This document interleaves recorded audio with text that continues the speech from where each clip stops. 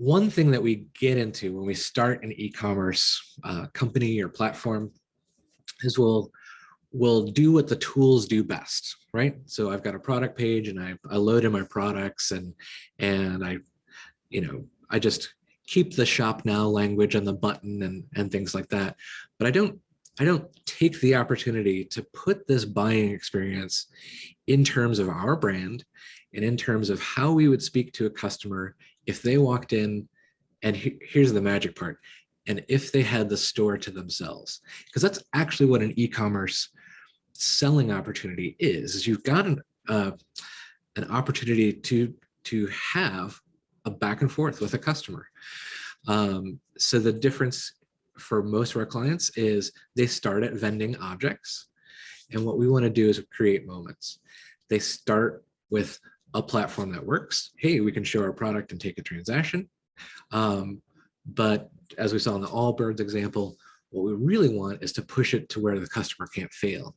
They'll like it if it's good versus they'll love it if it's easy, right?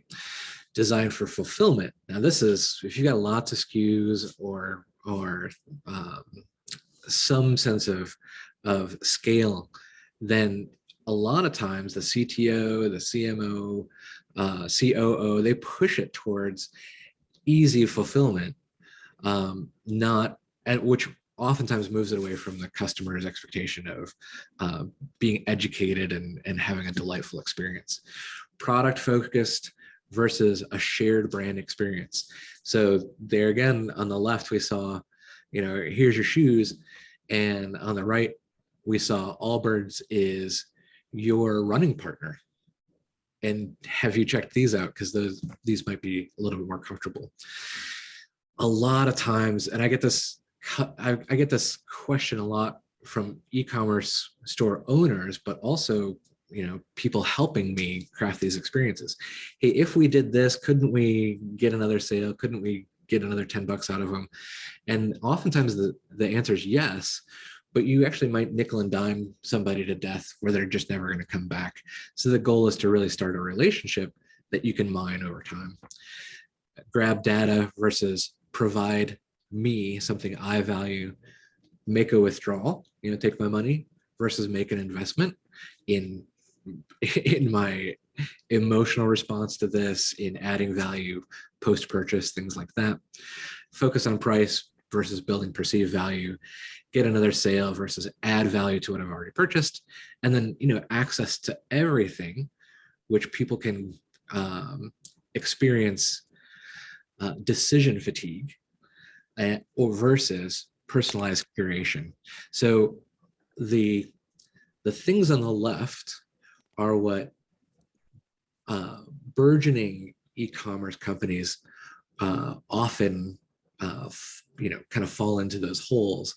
And as advocates for you guys, but also advocates for your customers, we try to show you that, hey, there's a little bit better way to do this, and it's a little scary because you might not see the payoff for a couple of months, but it really is a better way to build lasting demand and lasting growth that you don't have to go re-earn. Yeah, and Danger, what I like about what you're sharing and what we'll kind of unpack in a little bit, the kind of tiers of e-commerce development is trying to move people away from, hey, here's an easy way to buy and ship and get product, to, as we move things online, the human relationship has changed over time, right? Relationships have become more social media oriented and commerce has become online and all that. We're still craving as humans connection.